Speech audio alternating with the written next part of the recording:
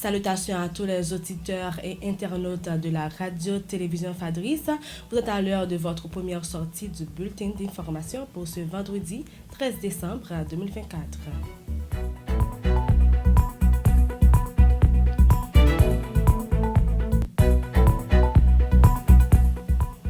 Le taux de référence calculé par la BRH pour ce 13 décembre 2024 est de 130,56 pour $1 américain.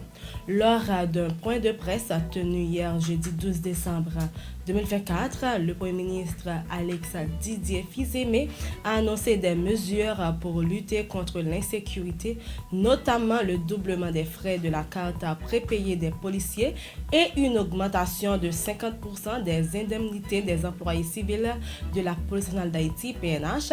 Il a également évoqué le renforcement des forces de sécurité tout en appelant au soutien constant de la population.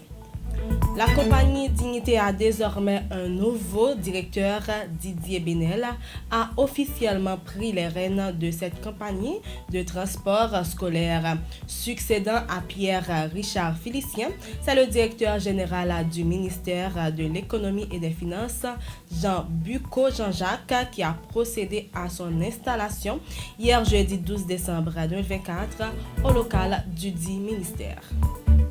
À l'occasion de la célébration du 61e anniversaire de l'indépendance du Kenya, Jamhuri Day, hier, jeudi 12 décembre 2024, le CPT a salué dans un communiqué le courage des valeureux ancêtres kenyans qui ont combattu pour leur liberté.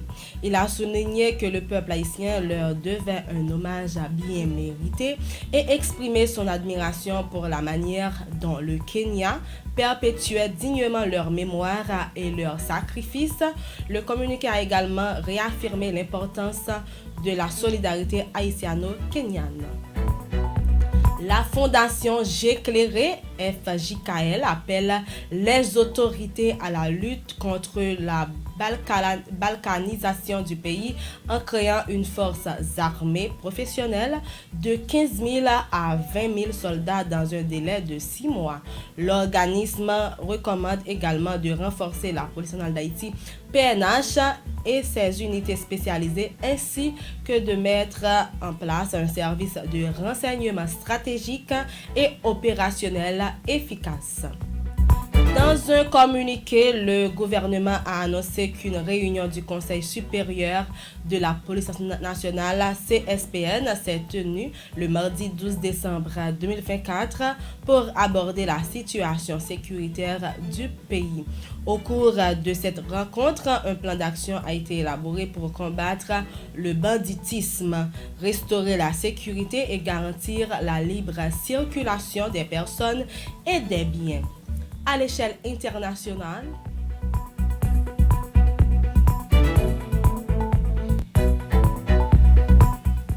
ce vendredi, Emmanuel Macron a nommé François Bayrou au poste de Premier ministre. Selon un communiqué de l'Élysée, le président de la République a confié à M. Bayrou la mission de former un gouvernement capable de résister à la menace de censurer de l'Assemblée nationale tout en travaillant à l'adoption du budget de la France pour 2025 qui reste pour l'instant en suspense.